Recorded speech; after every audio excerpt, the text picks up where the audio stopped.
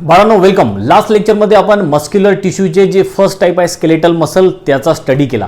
आता या मस्क्युलर टिश्यूचे जे राहिलेले दोन टाईप आहेत ते आपल्याला या व्हिडिओ लेक्चरमध्ये स्टडी करायचे आहे. त्यातला फर्स्ट टाईप आपण आता स्टडी करू आणि तो आहे स्मूथ मसल्स किंवा यालाच म्हटलं जातं नॉन स्ट्रेटेड मसल्स किंवा याला इनव्हॉल्युंटरी मसल्स असं सुद्धा म्हटलं जातं. आता हे जे मसल्स आहे बाळांनो हे कुठे प्रेझेंट आहे, याचं काय स्ट्रक्चर आहे हे सगळं आपण वन बाय वन करून जाणून घेऊ.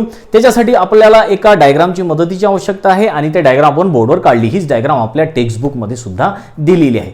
तर आता हे ज्या मसल्स आहेत ज्याला आपण स्मूथ मसल्स असं म्हणतो त्यालाच आपण नॉन स्ट्रेटेड मसल असं सुद्धा म्हणतो. तर नॉन स्ट्रेटेड मसल्स का बरं म्हणतो आपण याला? आता याच्या नावातच दिसते नॉन स्ट्रेटेड, म्हणजे याच्यावर स्ट्रिएशन्स नाहीत, म्हणजे याच्यावर बँड नाहीत. जसे याच्या अगोदर आपण स्केलेटल मसल बघितल्या, त्या स्केलेटल मसलवर आपण बघितलं की त्याच्यामध्ये आपल्याला dark band, light band, dark band, light band अशा तऱ्हेचं स्ट्रक्चर दिसते पट्ट्या पट्ट्यासारखं. पण या मसल जेव्हा आपण मायक्रोस्कोप खाली बघतो तेव्हा या मसल्सवरती आपल्याला बँड दिसत नाहीत, स्ट्रिएशन्स दिसत नाहीत, म्हणून यांना नॉन स्ट्रेटेड मसल्स असं म्हणतात. त्याचबरोबर या मसल्सला इनव्हॉल्युंटरी मसल्स असं सुद्धा म्हणतात.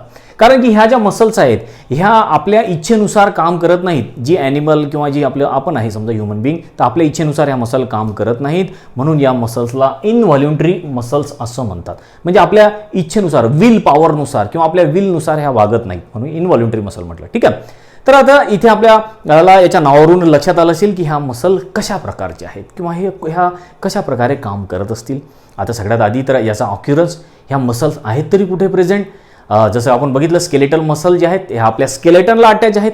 तर ह्या ज्या स्मूथ मसल आहेत ह्या कुठे आहेत? तर आपण ऑक्युरन्स बघू याचं काय. तर ऑक्युरन्समध्ये सांगितले आपल्याला these are found in the walls of visceral organs.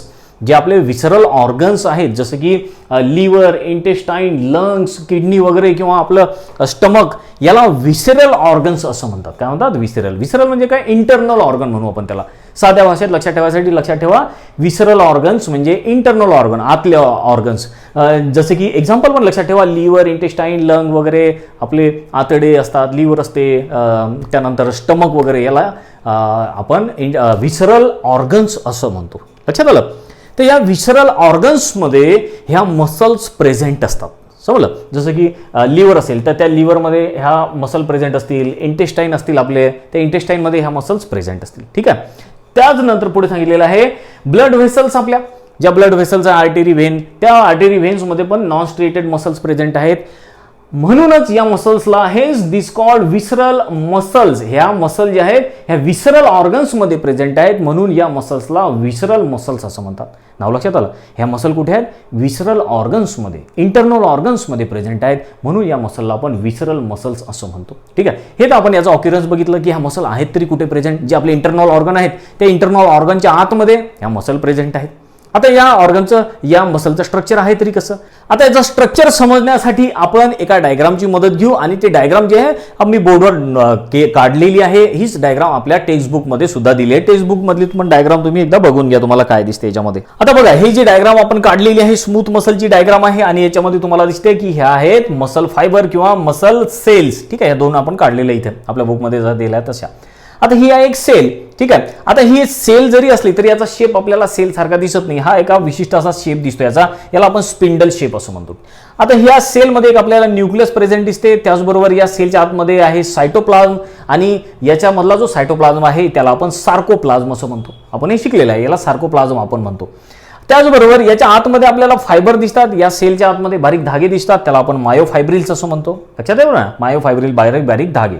त्याचबरोबर ही जी आपली सेल आहे या सेलची ही जी बाउंड्री आहे ज्याला आपण जनरली सेलचं जी कव्हरिंग असते आपण त्याला प्लाझ्मा मेम्ब्रेन असं म्हणतो. पण आपण इथे याला प्लाझ्मा मेम्ब्रेन न म्हणता आपण याला सार्कोलेम्मा असं म्हणतो. ठीक आहे. दोन्ही वर्ड वापरण्यात चालते, पण जनरली जेव्हा मसल तुम्ही शिकणार तेव्हा तुम्हाला असा प्लाझ्मा मेम्ब्रेन हा वर्ड येणार नाही, तर तुम्हाला तिथे सार्कोलेम्मा हा वर्ड येईल.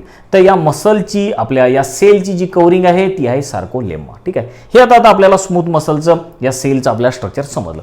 आता याची थ्योरी काय सांगितलेली आपल्याला, काय थ्योरी दिलेली आहे? सगळ्यात फर्स्ट पॉईंट बघा काय, each muscle cell is a spindle shape or fusiform. आपण आताच बघितलं की हे जे आपले मसल्स आहेत ह्या मसल सेल पासून बनलेले आहेत किंवा मसल फायबर्स पासून बनलेले आहेत. आणि ह्या मसल फायबर कशा दिसतात किंवा मसल सेल कशा दिसतात? तर स्पिंडल शेप आहे याचा, है ना? किंवा याचा शेप जो आहे हा फ्युजिफॉर्म आहे. अशा प्रकारच्या शेपला फ्युजिफॉर्म म्हणतात किंवा स्पिंडल शेप म्हणतात. ठीक आहे. तुम्हाला माहित असेल. पुढे आणखीन सांगितलेलं आहे the fibres are unbranched having a single nucleus at centres. आता हे जे फायबर्स आहेत आपल्याला इथे अनब्रांच आहे, याला कुठेच ब्रांच आहे का नाही, ही सेपरेट सेल आहे, ही पण सेपरेट सेल आहे, याला काही कुठे ब्रांचेस नाही. आणि या सेलमध्ये एक न्यूक्लियस आहे आणि ती न्यूक्लियस सेंट्रल आहे असं सांगितलेलं आहे. ठीक आहे. त्यानंतर आता पुढे सांगितलं सार्कोप्लाझ्म कंटेन मायोफायब्रिल्स. या सेलच्या आतमध्ये जो सायटोप्लाझ्म आहे त्याला आपण सार्कोप्लाझ्म असं म्हणतो है ना. आणि या सार्कोप्लाझ्ममध्ये म्हणजे या सायटोप्लाझ्ममध्ये बारीक धागे आहेत, फायबर्स आहेत, त्याला मायोफायब्रिल्स असं म्हटलं. बघा इथे काढलं आपण मायोफायब्रिल, हे बारीक धागे, याला मायोफायब्रिल्स म्हटलं. आणि मायोफायब्रिल्स कुठे असतात, सार्कोप्लाझ्ममध्ये प्रेझेंट आहेत. ठीक आहे. त्यानंतर आता पुढे सांगितलेलं आहे myofibrils are made up of contractile protein actin and myosin. हे जे मायोफायब्रिल्स आहेत, जे धागे आहेत, हे बनलेले आहेत कॉन्ट्रॅक्टाईल प्रोटीन पासून. ॲक्टिन आणि मायोसिन त्या प्रोटीनचं नाव आहे, आपल्याला माहित आहे. हे जे प्रोटीन्स आहे हे कॉन्ट्रॅक्ट होतात, त्याची मेन प्रॉपर्टी काय, ती कॉन्ट्रॅक्ट होणे.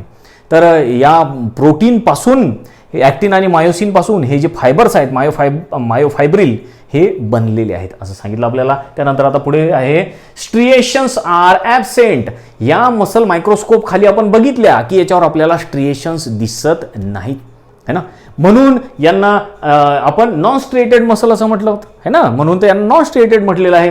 त्यानंतर आता पुढे आणखीन आपल्याला इम्पॉर्टंट गोष्ट सांगितलेली आहे, they are innervated bye autonomous nervous system.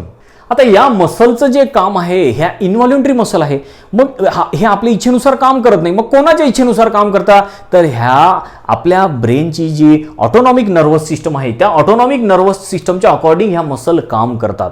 म्हणजे जसं की आता फॉर एक्झाम्पल आपण जेवण करतो, मग जेवण केल्यानंतर हळूहळू ते जेवण पुढे पुढे सरकत जाते, 8 ते 10 तास हे जेवण आपल्या पोटामध्ये राहते, मग नंतर ते आपण बाहेर वगैरे फेकून देतो. हे सगळं कसं होते, हे आपल्याला विचारून होते का, नाही, हे आपल्याला न कळत होते आपोआप. ब्रेन आपल्याला बऱ्याचशा अशा गोष्टी आहेत जे आपल्याला न कळताच ब्रेन आपोआप करून टाकतो. जसे की आपल्याला माहीत असो की नसो आपण श्वास घेतच राहतो, आपलं हार्ट जे आहे ते आपल्याला माहीत असो की नसो ते धडधड सुरूच असते. हे सगळं कोण कंट्रोल करते, हा ब्रेन कंट्रोल करतो. ब्रेनची कोणती सिस्टीम कंट्रोल करते, तर ऑटोनॉमिक नर्वस सिस्टम कंट्रोल करते. लक्षात आलं ना. तर आपल्या ह्या ज्या इन्व्हॉल्युंटरी मसल आहे किंवा ह्या ज्या स्मूथ मसल आहे, ह्याचा कंट्रोल कोणाकडे आहे, याचं काम कोण पाहते, तर याचं काम पाहते ऑटोनॉमिक नर्वस सिस्टम, ब्रेनचा पार्ट आहे. ठीक आहे, लक्षात आलं.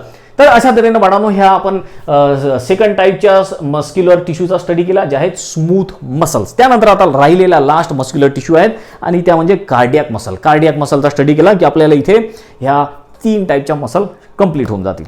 बाळांनो थर्ड टाईपच्या मस्क्युलर टिश्यूचा आपल्याला स्टडी करायचा आहे आणि ते थर्ड टाईपचे मस्क्युलर टिश्यू आहेत कार्डियाक मसल्स, किंवा हे टिश्यू असल्यामुळे आपण याला कार्डियाक मसल टिश्यू असं म्हणतो. याच्या अगोदर आपण 2 मस्क्युलर टिश्यूचा स्टडी केला, एक होते स्केलेटल मसल्स आणि दुसरे होते ते म्हणजे स्मूथ मसल टिश्यू. तर असे 2 मस्क्युलर टिश्यू आपण स्टडी केले. हे तिसरे टाईपचे मस्क्युलर टिश्यू आहेत. आणि अशा तऱ्हेनं मग आता हा एक लास्ट टाईप आपण घेतला की हे मस्क्युलर टिश्यू आपले कंप्लीट होणार आहेत. आता बाळांनो हे मस्क्युलर टिश्यू कुठे प्रेझेंट असतात, या मस्क्युलर टिश्यूचं काय काय स्ट्रक्चर आहे, याचं काय फंक्शन आहे, हे सगळं काही आपण स्टेप बाय स्टेप जाणून घेऊ. त्याच्यासाठी आपण एक डायग्राम सुद्धा बोर्डवर काढली आहे. आपल्या बुकमधली ही डायग्राम आहे आणि ही डायग्राम तुम्ही बघू शकता. तशा तऱ्हेनं आपल्या बुकमध्ये ही डायग्राम सुद्धा दिलेली आहे. तर बघा सगळ्यात आधी या टिश्यूचं नाव काय, या टिश्यूचं नाव आहे कार्डियाक मसल्स किंवा कार्डियाक मसल टिश्यू. याच्या नावावरून तुमच्या लक्षात येईल कार्डियाक हा वर्ड काय शो करतो. कार्डियाक हा वर्ड जो आहे हा हार्टशी रिलेटेड आहे. हार्टचा स्टडी किंवा हार्टशी रिलेटेड जे वर्ड असतात ते कार्डियाक पासून सुरू होतात. तर लक्षात ठेवायचं, कार्डियाक कधी पण वर्ड आला की समजून चालायचं की ते हार्टशी रिलेटेड आहे. आता तुमच्या लक्षात आलं असेल की हे टिश्यू कुठे प्रेझेंट आहेत किंवा ह्या ज्या मसल्स आहेत ह्या कुठे प्रेझेंट आहेत, तर आपल्या हार्टमध्ये प्रेझेंट आहेत. लक्षात आलं का. ह्या ज्या मसल्स आहेत ह्या हार्ट सोडून आपल्या बॉडीमध्ये कुठेही प्रेझेंट नसतात. जनरली ह्या ज्या टिश्यू आहेत किंवा हे ज्या मसल्स आहेत फक्त आपल्या हार्टमध्येच प्रेझेंट आहे, म्हणून यांना नावच आहे पर्टिक्युलर कार्डियाक मसल्स. ठीक आहे, समजलं आता. तर तुम्हाला याचं ऑक्युरन्स पण आता इथे माहीत झालेलं आहे किंवा या टिश्यूंना कार्डियाक टिश्यू का बरं म्हणतात हे सुद्धा आता तुम्हाला माहीत झालेलं आहे. आता या टिश्यू जे आहेत याचं काय कॅरेक्टरिस्टिक्स आहे, काय वैशिष्ट्य आहे ते पण समजून घेऊ. तर बघा काय सांगितलं आपल्याला कॅरेक्टरिस्टिक्समध्ये, muscles of this tissue characters of both striated and non striated fibres. ह्या ज्या कार्डियाक मसल्स आहेत किंवा हे जे कार्डियाक मसल टिश्यू आहेत हे आपल्याला दोन्ही प्रकारचे कॅरेक्टर शो करते. कोणते कॅरेक्टर दोन्ही प्रकारचे, काही मसल टिश्यू असे आहेत, काही कार्डियाक मसल्स असे आहेत की ज्याच्यावर आपल्याला स्ट्रिएशन्स दिसतात, बँड दिसतात. जसं की इथे आपण डायग्राम काढली कार्डियक मसलची, तर तुम्हाला दिसत असेल की इथे हे ज्या मसल सेल्स आहेत, या मसल सेल्समध्ये हे बँड आहेत, dark band, light band, dark band, light band, आपण शिकलेलं आहे काय तर. आणि काही काही मसल अशा आहेत कार्डियाकच्या, आपल्या हार्टच्या अशा काही काही मसल्स आहेत की ज्याच्यावर हे स्ट्रिएशन्स दिसत नाहीत, हे पट्टे पट्टे दिसत नाहीत. म्हणजे काही काही याच्यावर दिसतात, काही काही याच्यावर दिसत नाही. म्हणून ही जी मसल आहे, हे जे कार्डियक मसल्स आहेत किंवा आपल्या कार्डियक हे जे टिश्यू आहेत, तर हे दोन्ही प्रकारचे कॅरेक्टर शो करतात. काही याच्यावर हे बँड प्रेझेंट आहेत, काही याच्यावर हे बँड प्रेझेंट नाहीत. लक्षात आलं का?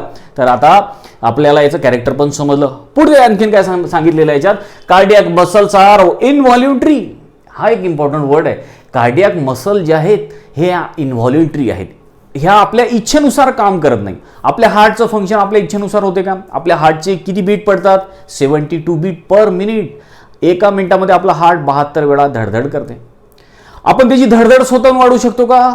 नाही वाढू शकत. आपण त्याचं रेट स्लो करू शकतो का? नाही. त्याचा रेट हाय करू शकतो का? नाही करू शकत. म्हणजे आपल्या इच्छेनुसार वागतात का हे मसल? नाही.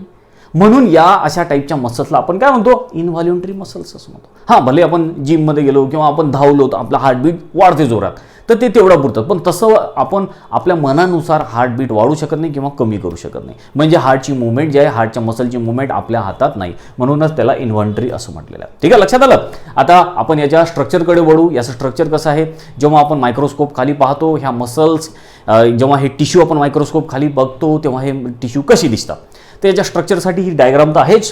तुम्ही डायग्राम स्वतः काढून बघा, आपल्या बुकमध्ये आहे. आणि या डायग्रामच्या मदतीने आपण हे स्ट्रक्चर समजून घेऊ. बिलकुल इझी स्ट्रक्चर आहे. काय सांगितलं सगळ्यात आधी बघा, sarcolemma is not distinct, hence uninucleate muscle fibers appear to be multinucleate. आता बघा, ही जी आपण डायग्राम काढलेली आहे, ही डायग्राम आहे आपल्या कार्डियक मसल टिश्यूची. आता या टिश्यू कशापासून बनलेले आहेत? तर हे टिश्यू बनलेले आहे या मसल सेल्स पासून किंवा मसल फायबर्स पासून. तर आता तुम्हाला दिसतात की हे आपल्या हार्ट मधले आहेत हे टिश्यू, कार्डियक टिश्यू. आणि या कार्डियक टिश्यू बनलेले या सेल्स पासून. तर ह्या सेल्स आहेत, ही सेल तुम्हाला दिसते. या सेलला आपण मसल फायबर पण म्हणतो किंवा मसल सेल पण म्हणतो. आणि या मसल फायबरची ही जी सेलची बाउंड्री आहे, ठीक आहे, या सेलच्या बाउंड्रीला जनरली आपण सेलच्या बाउंड्रीला काय म्हणतो? प्लाझ्मा मेम्ब्रेन म्हणतो. पण इथे आपण काय वर्ड वापरत असतो? तर इथे आपण सार्कोलेम्मा हा वर्ड वापरतो. म्हणजे ही जी सेल आहे, या सेलची ही बाउंड्री आहे आणि या बाउंड्रीला काय म्हणतो आपण? सार्कोलेम्मा. आता तुम्हाला दिसते की बऱ्याचदा ही सेल एकमेकाला जुळलेल्या आहेत. त्याचबरोबर ही सेल पण एकमेकाला जुळलेल्या आहे. यांचे जे सार्कोलेम्मा यांच्या ज्या दोन मेम्ब्रेन आहे त्या एकजीव झालेल्या आहे, एकमेकाला अशा जुळलेल्या तुम्हाला दिसतात. बघा, ही सेल या सेलला जुळली, ही सेल या सेलला जुळली. त्यामुळे काय झालं की बऱ्याचदा आपण जेव्हा मायक्रोस्कोप खाली बघतो तेव्हा आपल्याला ह्या सेल एकमेकाला अशा जुळलेल्या दिसल्यामुळे ह्या सेल आपल्याला मल्टीन्यूक्लिएट वाटतात. कारण हे न्यूक्लियस, या सेलमधलं न्यूक्लियस आणि या सेलमधलं न्यूक्लियस आपल्याला दोन न्यूक्लियस वाटतात. एका सेलमध्ये असं वाटतं की दोन न्यूक्लियस प्रेझेंट आहेत, है ना? कारण की ह्या दोन्ही सेल एकमेकाला जुळल्या आणि त्यामुळे काय झालं? एकच सेल तयार झालेली आपल्याला वाटते. त्यामुळे आपल्याला ह्या सेल मल्टीन्यूक्लिएट वाटतात. तर हा पॉइंट लक्षात आला. त्यानंतर आता पुढे वळू आपण. Adjacent muscle fibre join together to give branch appearance to the tissue. आता ऍडजसंट ज्या फायबर्स आहेत, जसे की मसल फायबर्स किंवा मसल सेल, ह्या एकमेकाला जुळलेल्या आहेत, अटॅच झालेल्या, जॉईन झालेल्या आहेत. आणि तुम्हाला तर दिसते, डायग्राम मध्ये दिसते, जॉईन झालेल्या एकमेकाला दिसतात. त्यामुळे काय आहे की याचं ब्रांच स्ट्रक्चर तयार झाल्यासारखं आपल्याला दिसते. ठीक आहे, ब्रांच तयार झाल्यासारखं दिसतं. त्यानंतर आता आपल्याला पुढे सांगितलेलं आहे, point of adhesion of muscle fibres are form by transverse thickening of sarcolemma called intercalated disc. आता इथे बघा की ह्या ज्या दोन मसल फायबर्स आहेत एकमेकाला अटॅच झालेल्या तुम्हाला दिसतील. ही मसल फायबर या मसलला फायबर अटॅच झालेली तुम्हाला दिसते. आणि जिथे ह्या दोन मसल फायबर वेगळ्या दोन मसल फायबर म्हणजे का दोन सेल, ह्या दोन सेल एकमेकाला अटॅच झाल्या तर आपण इथे नाव दिलेलं आहे जंक्शन्स. काय तयार झालं? जंक्शन. जेव्हा दोन गोष्टी एकत्र येतात तेव्हा आपण त्याला जंक्शन्स म्हणतो. आता ह्या दोन एकमेकाच्या जवळ आल्या आणि तिथे जंक्शन्स फॉर्म झालं. या जंक्शन्सला काय नाव आहे? या दोन सेलच्या जंक्शन्सला नाव आहे इंटरकॅलेटेड डिस्क. काय म्हटलं याला? इंटरकॅलेटेड डिस्क. आता इथे आपण लिहिलेलं आहे, तसं नोट केलेलं आपल्या डायग्राम मध्ये दिलेलं आहे, जंक्शन बिटवीन ऍडजसंट सेल. तर ही सेल आणि ही सेल या दोघांमधलं जे जंक्शन तयार झालं, तर ह्या सेल इथे एकमेकाला जुळल्या आणि या ठिकाणाला काय म्हटलं? जिथे ह्या सेल जुळतात त्या ठिकाणाला म्हटलं इंटरकॅलेटेड डिस्क. लक्षात आलं का? बिलकुल इझी आहे, लक्षात ठेवा. त्यानंतर पुढे सांगितलेलं आहे, some mammalian cardiac muscles are modified are capable of generating impulse on their own, hence mammalian heart is myogenic heart. आता पुढे आणखीन इंटरेस्टिंग माहिती सांगितलेली आहे, मॅमेलियन हार्ट. मॅमल म्हणजे आपण पण आहे, बरेचसे ॲनिमल मॅमल्स आहेत. ठीक आहे, तर आपलं जे हार्ट आहे ते आपोआप धडधड करते है ना, त्याला कोणाच्या बाहेरच्या स्टिम्युलेशनची गरज पडते का? नाही. आपलं लक्ष असो नसो त्याची बिचाराची धडधड सुरूच आहे. एका मिनिटामध्ये जनरली एका हेल्दी माणसामध्ये 72 वेळा ते धडधड करत असते.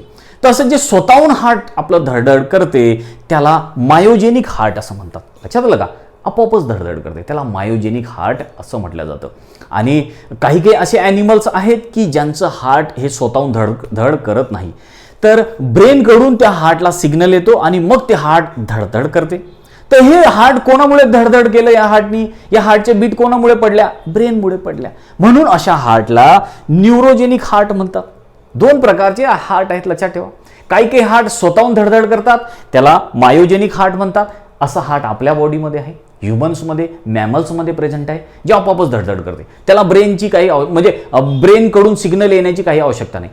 पण काही ॲनिमल असे आहेत की ज्यांचा हार्ट स्वतःहून धडधड करू शकत नाही, ब्रेनकडून त्याला सिग्नल यावं लागतो. अशा हार्टला न्यूरोजेनिक हार्ट म्हटलं. ठीक आहे, लक्षात आलं. तर अशा तऱ्हेनं बाळांनो हे आपण कार्डियाक मसल किंवा कार्डियाक मसल फायबर हे टिश्यू इथे कंप्लीट केलेलं आहे. आणि अशा तऱ्हेनं आपल्याला आता मस्क्युलर टिश्यू म्हणजे हे 3rd टाईपचे टिश्यू इथे पूर्णपणे कंप्लीट झालेले आहेत. हे जे आपण आतापर्यंत जे मस्क्युलर टिश्यू बघितले बाळांनो आणि याचे जे वेगळे आपण टाईप शिकलो, तर याच्यामध्ये डायग्रामचा खूप इम्पॉर्टंट रोल आहे. त्यामुळे डायग्राम भरपूर तऱ्हेनं चांगल्या तऱ्हेनं काढून बघा, याची भरपूर प्रॅक्टिस करा. डायग्राम काढला तर तुम्हाला याचं डिस्क्रिप्शन एकदम इझी जाईल. आणि हे खूप इम्पॉर्टंट आहे बाळांनो. हे असं नाही की आता तुम्हाला या 11व्या वर्गातच आहे, पुढे जेव्हा तुम्ही हायर एज्युकेशन कराल, जेव्हा तुम्ही MBBSला गेले, BDSला गेले, फार्मसीला गेले, BScला जरी गेले तरी तुम्हाला ह्या डायग्राम परत येणार आहेत. त्यामुळे चांगल्या तऱ्हेनं हे सगळं काही लक्षात ठेवा. आणि आपल्या ज्या ॲपवरची ज्या रेग्युलर टेस्ट होतात नीटच्या CETच्या, त्या रेग्युलर टेस्ट द्या. तुमचा परफॉर्मन्स 100% इम्प्रूव्ह होईल. आणि तुमचे काही जर प्रॉब्लेम्स असले तर मला कमेंट करून जरूर विचारा. थँक्यू व्हेरी मच बाळांनो.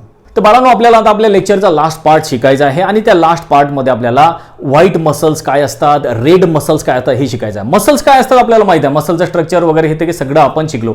आता या मसल 2 प्रकारचे आहेत हे आपल्याला शिकायचं आहे. एक आहे रेड कलरची मसल, रेड कलरची दिसणारी, दुसरी आहे व्हाईट कलरची दिसणारी मसल्स. तर या मसल्सबद्दल, या 2 प्रकारच्या मसलबद्दल आपल्या बुकच्या एका सेक्शनमध्ये ही माहिती सगळी दिलेली आहे. रेड मसल्स कोणते असतात, व्हाईट मसल्स कोणते असतात, तर हे सगळीची माहिती आहे बाळांनो. बघा ही तुमच्या समोर येईल. तर ही सगळी जी माहिती आहे मी आपल्या बोर्डवर थोडंसं इलॅबोरेट करून की तुम्हाला सांगण्याचा प्रयत्न करणार की तुम्हाला जेणेकरून चांगल्या तऱ्हेने समजलं पाहिजे. आता बघा की आपण मसल तर समजलो, आपल्या बॉडीमध्ये मसल्स कशा असतात, स्केलेटल मसल्स कशा असतात. स्केलेटल मसल कशाला म्हणतो आपण? ज्या मसल स्केलेटनला जोडलेल्या आहे, बोन्सला जोडल्या, स्केलेटल मसल. ठीक आहे. आता ह्या ज्या स्केलेटल मसल आहे ह्या 2 प्रकारच्या असं सांगितलेलं आपलं, रेड अँड व्हाईट मसल्स. आता काही मसल ज्या आहेत त्या रेड कलरच्या आहेत, काही मसल ज्या आहेत त्या व्हाईट कलरच्या आहेत. आता पुढे आपल्याला सांगितलेलं on the basis of amount of red pigment skeletal muscle are of 2 types. आता काही स्केलेटल मसल ह्या रेड आहेत, काही स्केलेटल मसल ह्या व्हाईट कलरच्या आहेत. तर त्या कशाच्या अकॉर्डिंग रेड आहेत, कशाच्या अकॉर्डिंग व्हाईट आहेत, तर सांगितलेलं आहे रेड पिगमेंट. त्यांच्यामध्ये जे रेड पिगमेंट आहे त्याच्या अकॉर्डिंग ह्या मसलचे 2 टाईप आहेत. रेड पिगमेंट जास्त तर आपण त्याला रेड मसल म्हणणार, रेड पिगमेंट कमी तर आपण त्या मसलला व्हाईट मसल म्हणणार. लक्षात आलं ना तुमच्या? आता आणखी पुढे काय सांगितलेलं आहे बघा की आपल्याला आता या मसलचे 2 टाईप करून सांगितलेले आहे. एक मसल आहे रेड कलरची, दुसरी मसल आहे व्हाईट कलरची. आता रेड कलरची मसल जी आहे ही रेड कलरची का बरं दिसते सांगितलेलं आपल्याला, it content high amount of myoglobin. Red कलरची मसल रेड दिसण्याचं कारण की त्याच्यामध्ये मायोग्लोबिन भरपूर प्रमाणात आहे. आपण इथं मायोग्लोबिन काढलेला एरोनी दाखवलं वरती, म्हणजे या अपवर्ड एरोचा इथे मिनिंग आहे खूप जास्त प्रमाणात मायोग्लोबिन असणे. मायोग्लोबिन जास्त तर ती मसल कशी दिसणार? रेड कलरची. याच्या अपोजिट व्हाईट मसल, 2 मसल आहेत ना, तर व्हाईट मसल कशी आहे? It content low amount of myoglobin. Myoglobin कमी असलं तर व्हाईट मसल, मायोग्लोबिन जास्त असलं तर रेड मसल म्हणणार आपण. इथे दाखवलेलं आपण एरो खाली चालला म्हणजे काय? मायोग्लोबिन कमी आहे. तर ह्या ज्या मसलचे 2 टाईप पडले स्केलेटल मसलचे, रेड आणि व्हाईट, हे कशाच्या अकॉर्डिंग पडले की त्याच्यामध्ये कोणतं पिगमेंट प्रेझेंट आहे, किती प्रमाणात ते पिगमेंट प्रेझेंट आहे. तर कोणतं पिगमेंट प्रेझेंट असते तर त्या मसलमध्ये मायोग्लोबिन नावाचं पिगमेंट प्रेझेंट असते. ठीक आहे. आता हे मायोग्लोबिन काय आहे मग बाळांनो? तर मायोग्लोबिन बद्दल पण आपण समजून घेऊ. तर myoglobin is an iron containing red colour pigment present in muscle. आपल्या ज्या मसल्स आहेत त्या मसलमध्येच फक्त मायोग्लोबिन प्रेझेंट आहे, बाकी कुठेच मायोग्लोबिन प्रेझेंट नसते. तर मायोग्लोबिन काय? तर मायोग्लोबिन सांगितलं iron containing red colour pigment. हे असं पिगमेंट आहे जे रेड कलरचं आहे आणि त्याच्यामध्ये आयर्न सुद्धा आहे. समजलं ना? पुढे सांगितलेलं आहे it consist of him and protein part. या मायोग्लोबिन मध्ये हिम आहे म्हणजे आयर्न आहे, हिम म्हणजे काय? आयर्न, आणि प्रोटीन पण आहे. प्रोटीन आणि आयर्न या दोघांपासून बनलेला आहे मायोग्लोबिन. लक्षात ठेवा, मायोग्लोबिन. समजलं ना? तर व्यवस्थित करायला लक्षात ठेवा. त्यानंतर आता हे आपल्याला मायोग्लोबिन बद्दल सगळी काही माहिती समजलेली आहे. आपल्या मसल दोन प्रकारचे आहेत हेही आपल्याला समजलेलं आहे. त्या मसलचा हे जे दोन टाईप पडलेले रेड आणि व्हाईट हे कशाच्या अकॉर्डिंग पडले हे पण समजलं. आता ह्या ज्या मसल्स आहेत आपल्या हे जे मायोग्लोबिन आहे आपलं, हे मायोग्लोबिनचं फंक्शन काय आहे हे समजून घेऊ लास्टमध्ये. तर it carry one molecule of oxygen. हा जो मायोग्लोबिन आहे हा ऑक्सिजन कॅरी करायचं काम करतो. त्याचबरोबर आता आपल्याला सांगितलेलं आहे due to the presence of myoglobin muscle can obtain oxygen from two sources, myoglobin and haemoglobin.